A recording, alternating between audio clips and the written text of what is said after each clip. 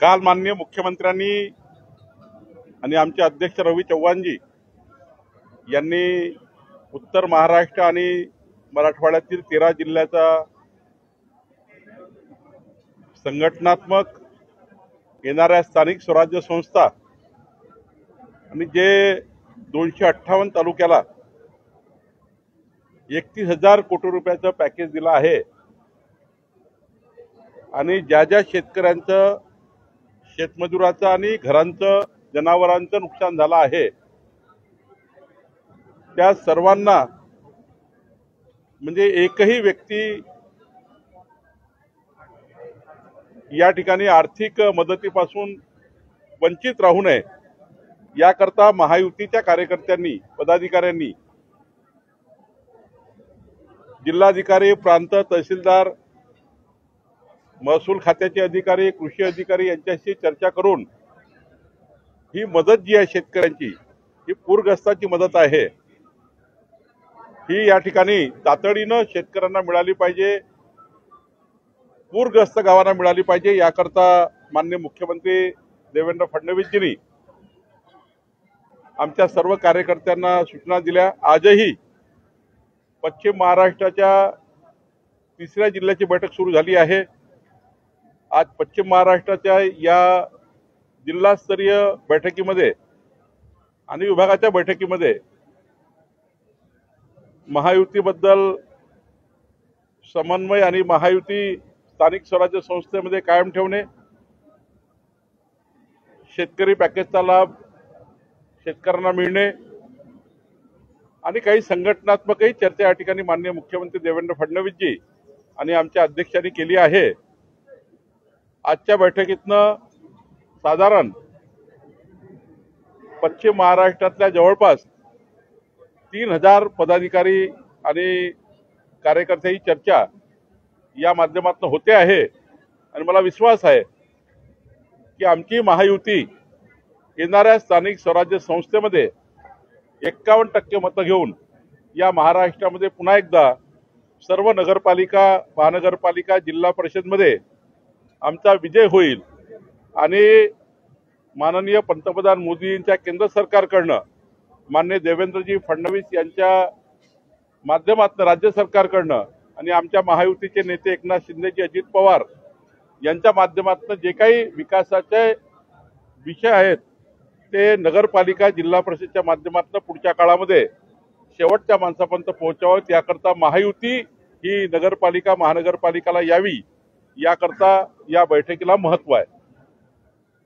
आगामी निवडणुकांमध्ये महापालिका जिल्हा परिषदांमध्ये महायुती म्हणूनच भाजप समोर जाणार आहे की दोघांचं काही चाचपणी काही ठिकाणी किंवा माननीय मुख्यमंत्र्यांनी कालपासनं जे आता काल 13 जिल्हे आणि आजचे 5 जिल्हे आणि कोकणात होणारे आता यानंतरची बैठक त्यामधले 6 जिल्हे या संपूर्ण जिल्ह्यात आणि परवाच्या सोमवारच्या होणाऱ्या अमरावती विभाग आणि नागपूर विभागाच्या बैठकीत या सर्वच बैठकीमध्ये माननीय मुख्यमंत्री सूचना देत आहे।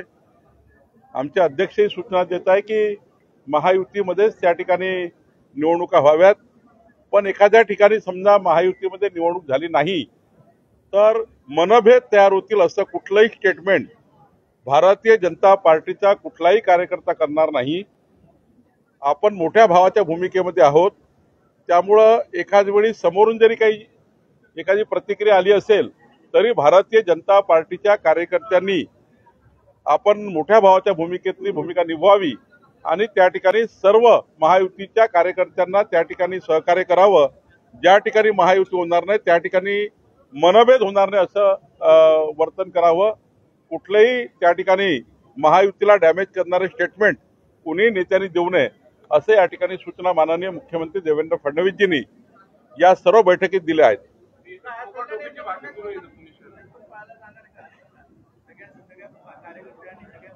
संपूर्ण महाराष्ट्रामध्ये हाच निर्देश पाळले जाणार आहे। आम्ही या ठिकाणी स्पष्ट निर्देश माननीय मुख्यमंत्री महोदयांनी दिलेले आहेत आणि त्यामुळे हे निर्देश पाळले जाणार आहेत। पुणे शहरात सांगितलं मी पूर्ण सांगितलं पुणे शहरासहित महाराष्ट्रात आमचा कार्यकर्ता महायुतीमध्ये मनभेद तयार होणार नाही असं कुठलंही स्टेटमेंट करणार नाही, असे कुठलंही माईकवर भाषण देणार नाही, कुठेही त्या ठिकाणी मिठाचा खडा टाकणार नाही आणि आमची राज्यातली अभेद्य महायुती हे पुढच्या काळामध्ये ती अभेद्यच राहील आणि ती अनेक वर्ष राहील, यामध्ये कुठलाही खडा पडणार नाही. महायुतीतील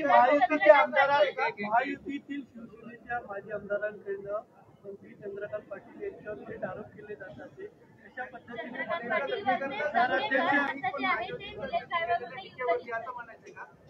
मी आपल्याला वारंवार सांगतो, आमच्याकडनं कुणीही व्यक्ती महायुतीच्या निवडणुकीच्या काळामध्ये कुठलंही असं मनभेद करणारं स्टेटमेंट करणार नाही. पुण्यामध्ये एखाद्या विषयाला धरून एखादी गोष्ट झाली असेल ती वेगळी आहे.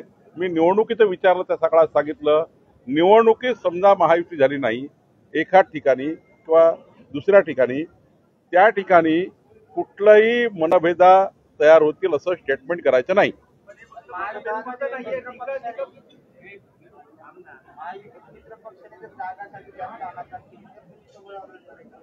आम्ही कुठलंही सोबळाची तयारी करत नाही. आम्ही महायुतीचाच त्या ठिकाणी पूर्ण विचार करतो आहे. आम्ही आत्ता माननीय मुख्यमंत्र्यांनी खालपर्यंतचे आता एका बैठकीत किमान 300 पदाधिकारी आहेत एका जिल्ह्यामध्ये. प्रत्येक पदाधिकाऱ्याला निर्देश दिले आहे की तुम्ही त्याच्या लेवलला जाऊन सर्वही चर्चा करा, महायुती चर्चा करा. आमचे 13 पक्ष महायुतीमध्ये आहे. ज्या ठिकाणी पंचायत समिती असेल, जिल्हा परिषद असेल, नगरपालिका असेल, महानगरपालिका असेल, ज्या ज्या ठिकाणी शक्य आहे, ज्या ज्या ठिकाणी 13 पक्ष जे महायुतीमधले आहे त्या ठिकाणी, जसं आता विनय कोरेजी आहेत जनसुराज्यामध्ये, त्यांच्याशी काही ठिकाणी चर्चा होईल, शिवसेनेची होईल, राष्ट्रवादीची होईल, पण चर्चा होईल आणि कोणत्याही परिस्थितीमध्ये आम्ही महायुतीला समोर जाऊ आणि समजा महायुती झाली नाही तर मनभेद होणार नाही एवढी काळजी आम्ही घेऊ. कोणी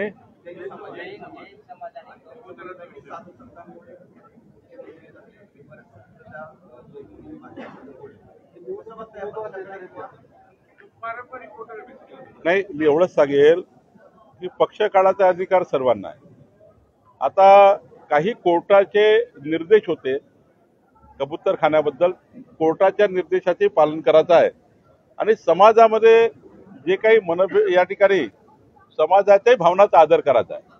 त्यामुळे जैन समाजाच्या भावनाचा आदर होईल याची सरकारची भूमिका स्पष्ट आहे आणि कोर्टाच्याही आदेशाचं उल्लंघन होणार नाही यातला तिसरा मार्ग का काढता येतोय, त्यामध्ये पूर्ण विचार सरकार करत आहे.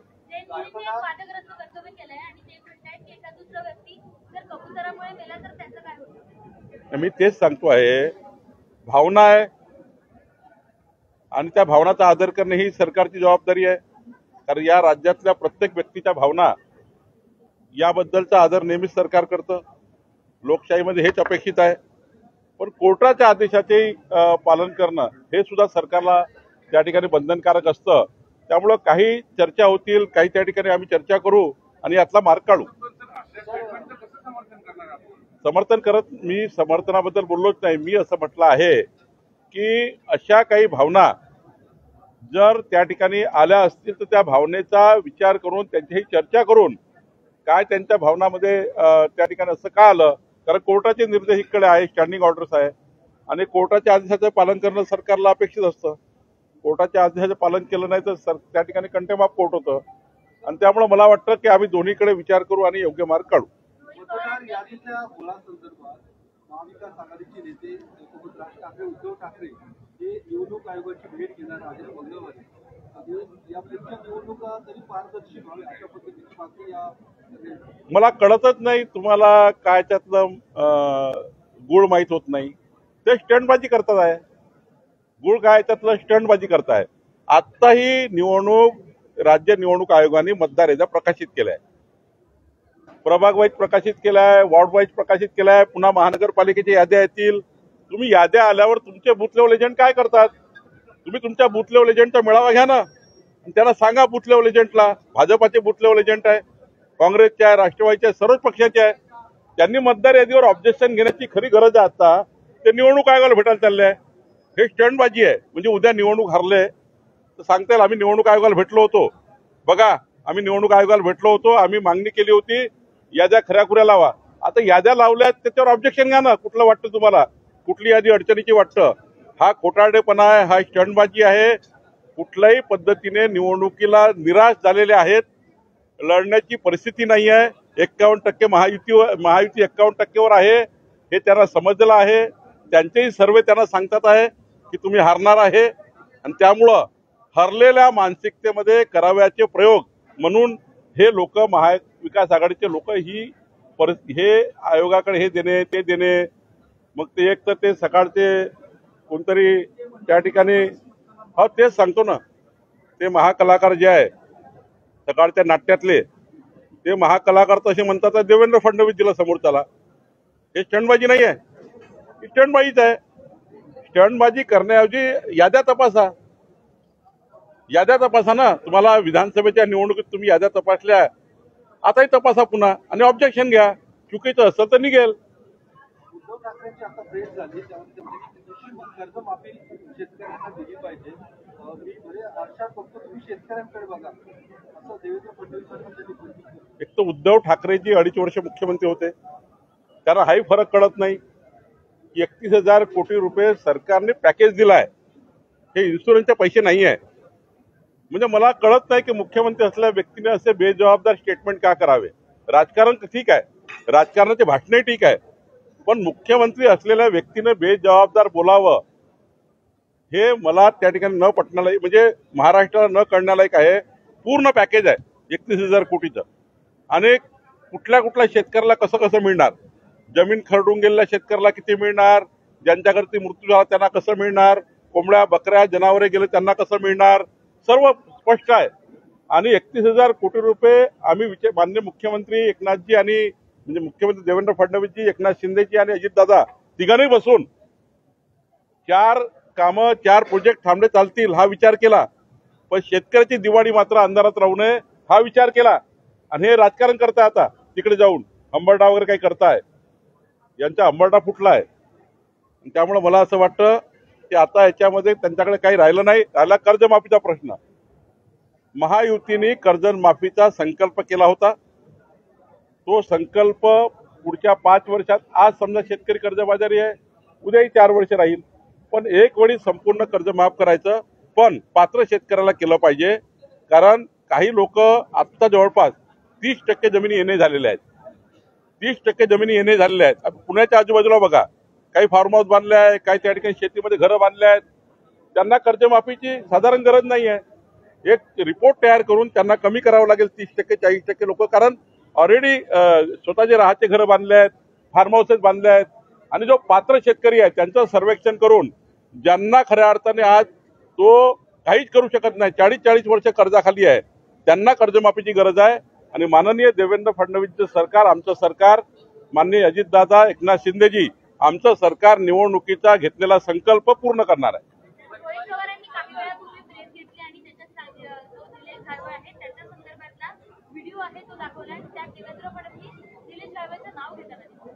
माझं काय म्हणणं आहे, तुम्ही असे याच्यासोबत व्हिडिओ आहे त्याचं नाव घेतलं, खरंच सांगतो की त्यांना शस्त्र परवाना कुठल्या काळात मिळाला माहिती आहे तुम्हाला? कुठल्या काळात मिळाला आहे? प्रेसला माहिती आहे, तुम्हाला माहिती आहे. आणि मला सांगा, शस्त्र परवाना दिला त्या दिवशी पोलिसांचा रिपोर्ट कोणी दाखवला? कुणाच्या सरकारमध्ये दाखवला? कोण गृहमंत्री होतं? त्यांची शिफारस तुम्ही बघा. त्यांच्या पोलिसांना गुन्हे नाही आहे, पोलिसाकडे असा पासपोर्ट बद्दल बोलतोय मी.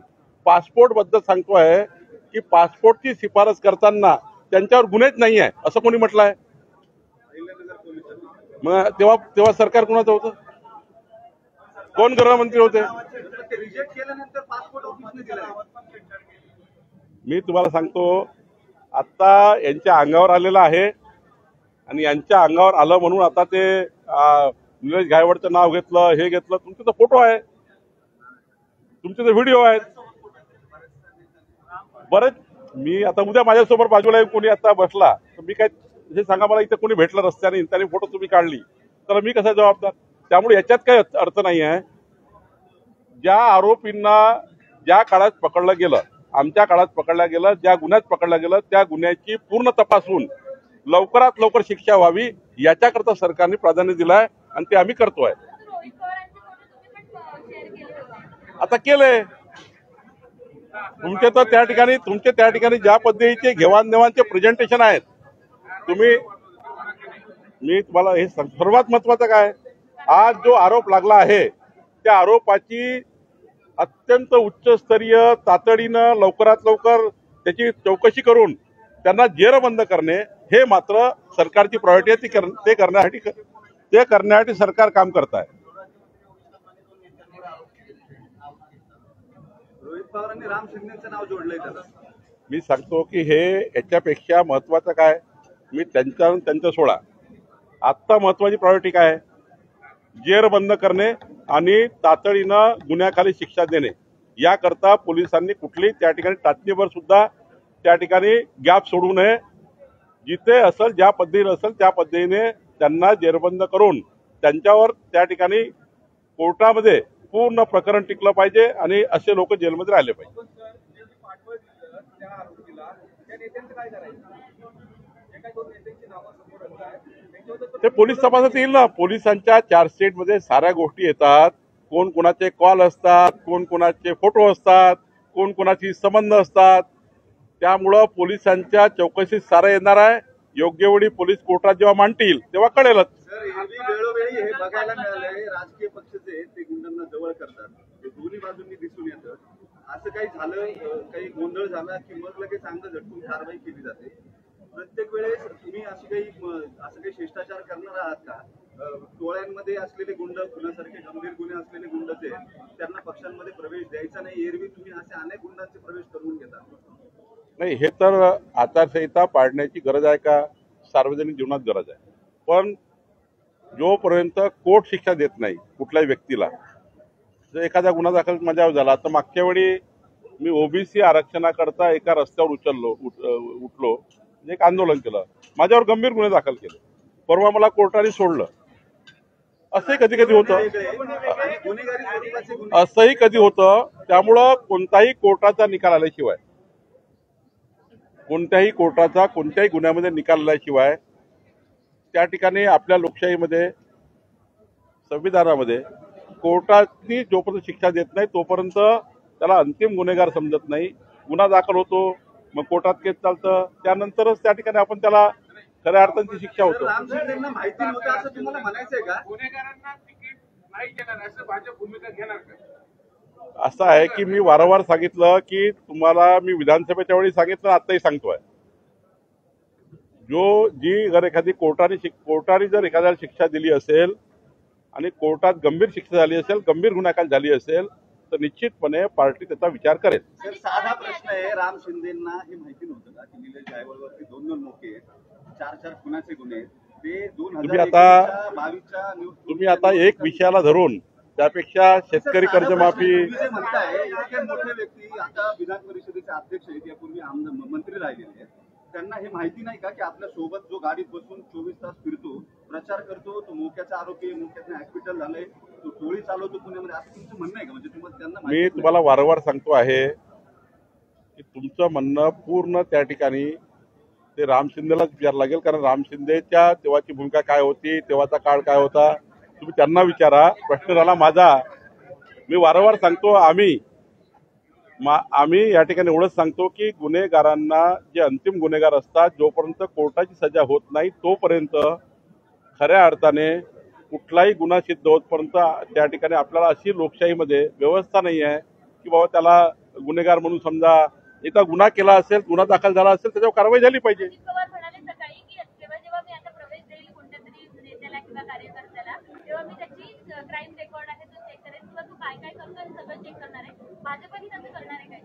मी वारंवार सांगतो आहे, जोपर्यंत कोर्टाची शिक्षा कुणालाही होत नाही तोपर्यंत त्याचं जे स्वातंत्र्य आहे, कुठल्याही पक्षात काम करताना, या पक्षात काम करताना, त्या पक्षात काम करताना, त्याला ते स्वातंत्र्य आहे. आणि त्यामुळं कुठल्याही परिस्थितीमध्ये कोर्टाची शिक्षा झाल्याशिवाय कुणालाही त्या ठिकाणी गुन्हेगार, अंतिम गुन्हेगार ज्याला म्हणतो, ते कोर्टाच्या शिक्षेनंतर होतं. आता माझा एक महसूलचा एक विषय माझा, नाही, माझा महसूलचा विषय आहे, तो जरा महत्वाचा आहे. राज्याच्या 3.5 कोटी लोकांकरता आहे. आज आमच्या सेटलमेंट कमिशनर जमाबंदीकडे एक मागणी होती जमाबंदी आयुक्ताची की राज्यामध्ये मोठ्या प्रमाणावर ज्या खरेदी खत होतात, पोट हिस्से होतात, गुंटेवारी कायद्याने घरं कायदेशीर होतात, फ्लॅट मोठ्या प्रमाणावर बनत आहेत, घरं बनतात आहे, मोठे मोठे लेआउट पडतात आहे, गगनभेदी उंच इमारती तयार होतात आहे आणि रोज लाखो अप्लिकेशन मोजणीच्या येत आहे आणि 3.5 कोटी लोकांच्या मोजणी या ठिकाणी आमच्याकडे आता करायची आहे. रोजच त्या ठिकाणी 25-30 हजारच्या मोजणीचे येतात आणि साधारण मागणी काय आहे की खरेदी खत करताना जर मोजणी करून खरेदी खत केलं तर त्यामध्ये खरेदी खतामध्ये आणि मोजणीमध्ये डिफरन्स राहणार नाही. आता काय होत आहे, डायरेक्ट खरेदी कर आणि म्युटेशन फेरफार होतो आहे आणि त्यामुळं खरेदी खतात जर त्या ठिकाणी एरिया चुकला तो परमनंट चुकतो. त्यामुळे राज्य हा विचार करत आहे. माननीय देवेंद्र फडणवीसजींनी सूचना दिल्या होत्या की असं करता येईल तर बघा की कायद्यामध्ये दुरुस्त करून नियमावली करून इतर राज्यामध्ये कर्नाटक आणि आंध्र प्रदेशमध्ये ज्या पद्धतीने केला आहे त्या पद्धतीने आमच्याकडे आमच्या सेटलमेंट कमिशनरकडे प्रत्येक जिल्ह्यामध्ये परवानाधारक खाजगी भूमापक आणायचे, त्यांच्याकडनं मोठ्या प्रमाणावर एम्पॅनलमेंट करायचे आणि मोठ्या प्रमाणावर क्वालिफिकेशन त्यांचं फिक्स करावं, जे आमचं क्वालिफिकेशन आहे. आणि या मोजण्या 30 दिवसाच्या आत पूर्ण झाल्या पाहिजे. अप्लिकेशन मिळाल्याच्या 30 दिवसाच्या आत मोजणी झाली पाहिजे. मोजणीनंतर खरेदी खतानंतर त्या ठिकाणी फेर घेतला पाहिजे, जेणेकरून कुणाच्याही फ्लॅटमध्ये कुणाच्याही घराची त्या ठिकाणी रजिस्ट्री अचूक होईल. आणि म्हणून आज राज्य सरकारने अधिसूचना जाहीर केली.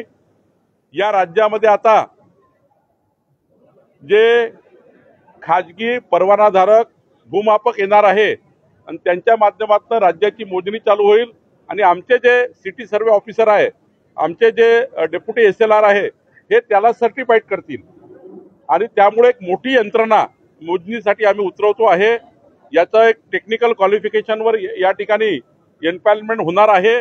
राज्याच्या 3.5 कोटी लोकांना आज त्या ठिकाणी जी महत्वाचा मोजणीची गरज आहे आणि पुढे येणारे जे मोजणी भूसंपादन वगैरे प्रकरण आहेत यातनं आपला एक राज्याला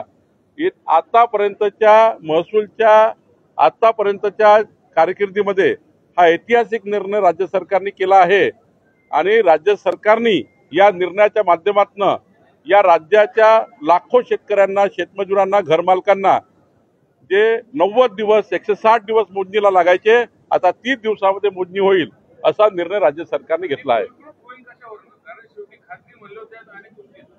आमच्याकडे ऑलरेडी मॅपिंग आहे राज्याचं. नकाशा द्यावा लागतो. तुम्ही आले तर तुम्ही पैसे भरता, आम्ही नकाशा देतो. तेव्हा नकाशा जो त्या ठिकाणी आमचं रोवर आहे, आमच्या त्या ठिकाणी रोवरनी तो जेव्हा मोजणी करेल, मोजणी केल्याबरोबर आमच्या सिटी सर्वेकडे येईल. सिटी सर्वे आमचा त्या ठिकाणी मॅच करेल आणि मग त्यांना सिटी सर्वे सर्टिफिकेट देईल. खाजगी मोजणीदार सर्टिफिकेट देणार नाही. मोजणी करता जे अधिकारी त्या ठिकाणी आपल्याला पाहिजे होते, म्हणजे मोजणी करता जे त्या ठिकाणी भूमापक पाहिजे होते, ते भूमापक आम्ही आता आणलेले आहेत.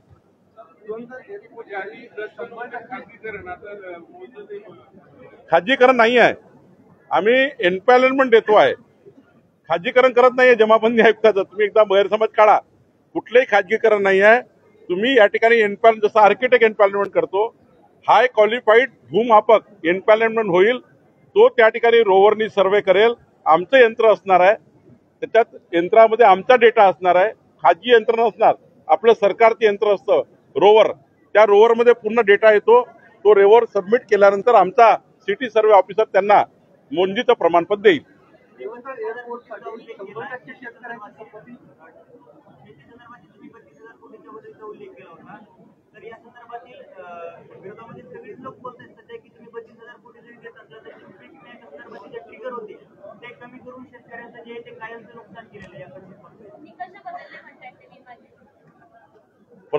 PM म्हणजे पीक विमा योजनेचा विषय वेगळा आहे. पीक विमा योजनेचं जे अनुदान मिळालं तर वेगळंच ठेवलेलं आहे. आमचं आत्ता जे आहे ते हे पॅकेज जे आहे जे शेतकऱ्यांना नुकसान भरपाईचं पॅकेज आहे आणि त्यामुळं विरोधकांचा आरोप फसवा आहे. विरोधक आरोप करण्यात कारण त्यांना ते काही राहिलं नाही. आता तुम्ही गावातल्या एका मराठवाड्याच्या शेतकऱ्याकडे जा, तो सुखी आहे. तो म्हणतोय की देवेंद्र फडणवीस सरकारचं, एकनाथ शिंदेजी अजित पवारच्या सरकारचं पॅकेज हे चांगल्या पद्धतीचं आहे, आम्हाला त्याला न्याय मिळालेला आहे. ही शेतकऱ्याचं म्हणणं या ठिकाणी पॅकेजच्या बाजूनी आहे. विरोधक राजकारण करतात. उद्धव ठाकरेला मी आता सांगितलं, उद्धव ठाकरेंना 2.5 वर्षात मुख्यमंत्रीपद समजलंच नाही आहे, त्यामुळं ते असे बोलतात आहे. मंत्रालयात 2दा आले, विधिमंडळात 3दा आले फक्त 2.5 वर्षात. त्यांना पुन्हा त्या ठिकाणी तपासच केला नाही कधी.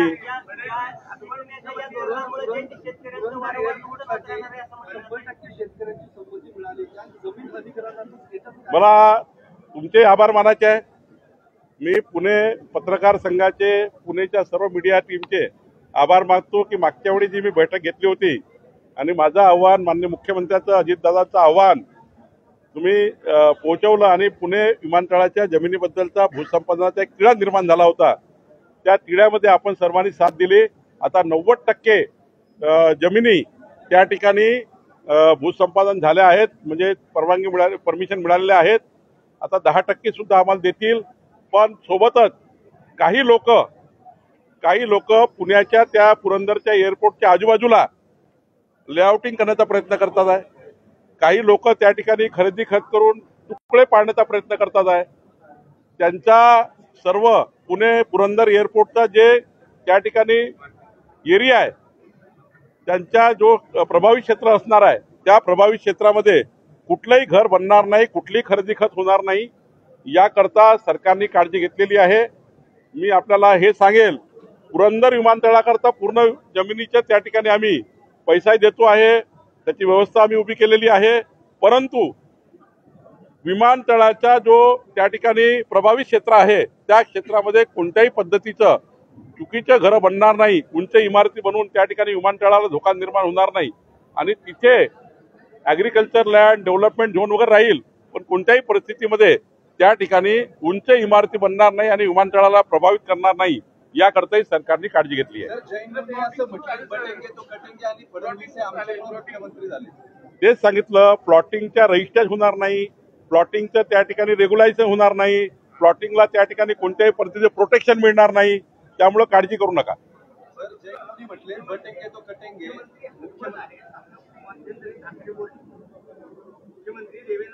कोण ठाकरे? अच्छा, उद्धवजी ठाकरे बोलले. नाही, राजसाहेब आहेत, उद्धवजी आहेत.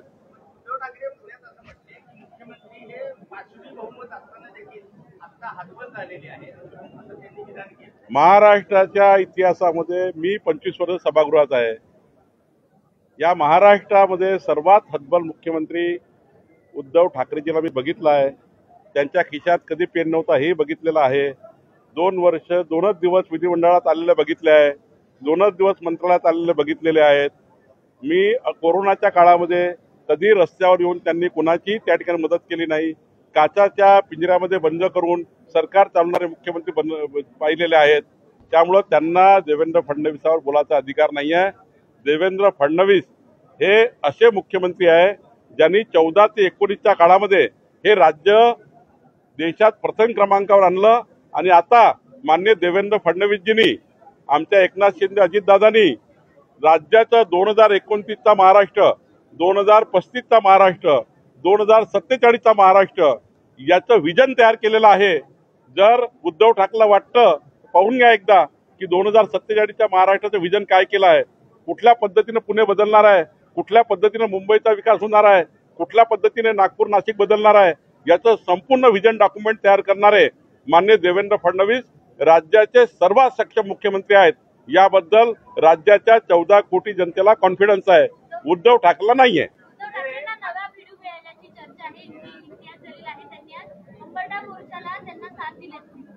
कुणी